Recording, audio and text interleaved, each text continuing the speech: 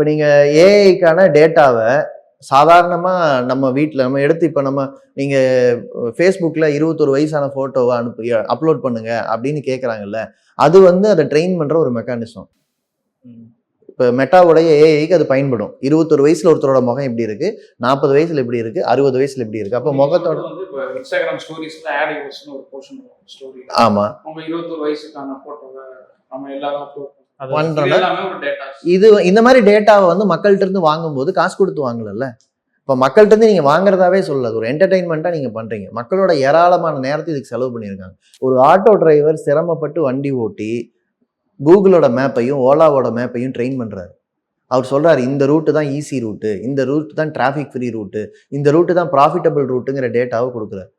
அதுக்கு அந்த ஆட்டோ டிரைவருக்கு லைஃப் லாங் நன்றி செலுத்த வேண்டிய கடமை சமூகத்துக்கு இருக்கு.